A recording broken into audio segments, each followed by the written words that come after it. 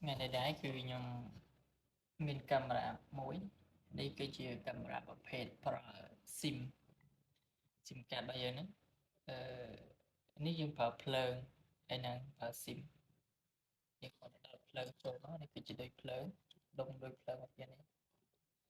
ហើយនេះជាកាមេរ៉ារបស់យើងគឺវាមានមុខ3 1 2និង3យើងអាចមើលបានទាំង3ប្លង់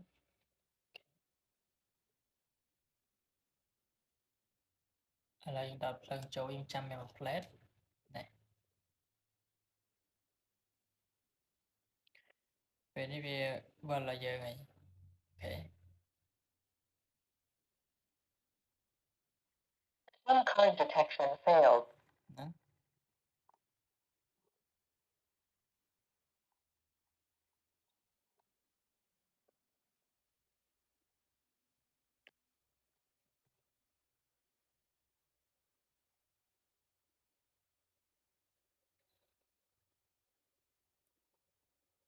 មើលវាវិលឲ្យវាគ្រប់ជុំវាហើយវាចូលវិលហើយ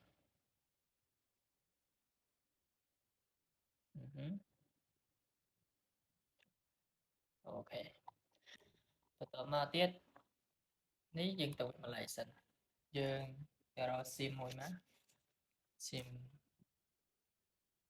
សម្រាប់ដាក់ចូលក្នុងកាមេរ៉ានេះហើយនេះគឺជា sim របស់ខ្ញុំបងណាគឺ sim ថ្មីទេទិញមកយើងភ្ជាប់ជាខែក៏បានដែរក្នុងមួយខែយើងភ្ជាប់$4ទៅសិនជាតែបងប្អូនមាន sim ប្រព័ន្ធណាដែរយើងអាចយកមកដាក់ចូលបានគឺវាដើរសេវាខ្លាំងណា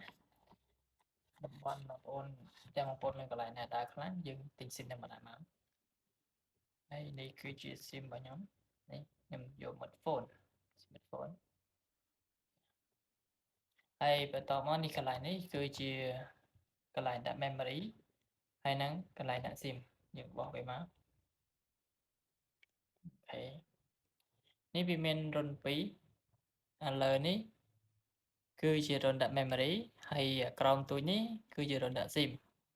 ឥឡូវយើងដាក់ sim ចូលសិនមក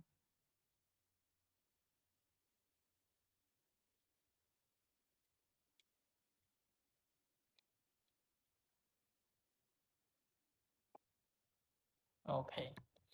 យើងដាក់វាចូលយើងដាក់វាលឺសូកាប់ចឹងណាតាមខ្ញុំបិទវិញប៉ុណ្ណឹងហើយនេះគឺជាกระดาษ app សម្រាប់តឡើងភ្ជាប់នៅក្នុងទូរស័ព្ទដៃហើយធម្មតានៅពេលដែលទិញទៅគឺមានប៉ុន្តែនោះគេនេះគឺប្រវែងនេះយើងអាចមើលបានមើលតាមលំនាំហ្នឹងទៅ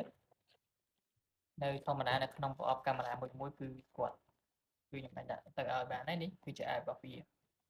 យើងមានទូរស័ព្ទដៃមួយមកយើងទៅឡើងកម្មវិធីហ្នឹងមួយមកអូខេមើលខ្ញុំ short មកសិន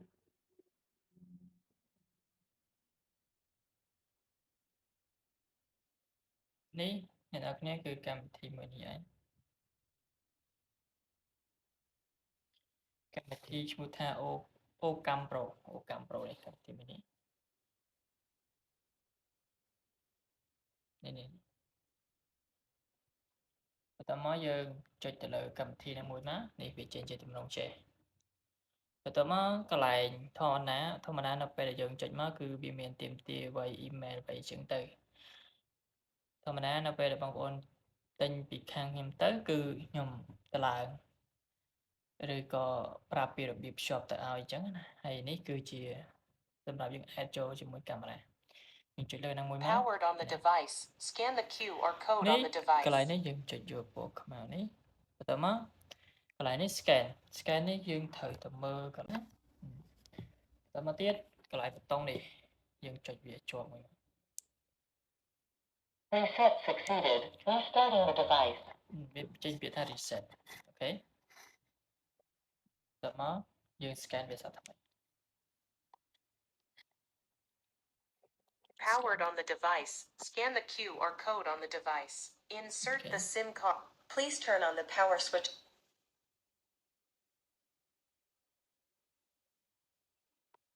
ចូលសេវាដល់ហើយនេះ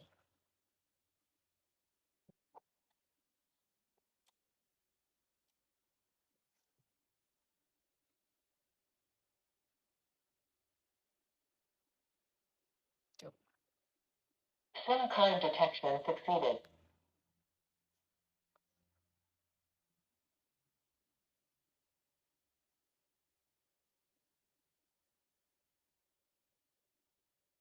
Network connection succeeded. Please use app to add device. អូខេវានិយាយអញ្ចឹងយើងចាំ apply ទៅវាយើងភ្ជាប់អ៊ីនធឺណិតវីដេអូខ្ញុំនឹងយូរបន្តិចមួយទៅវាកំពុងតែដែរ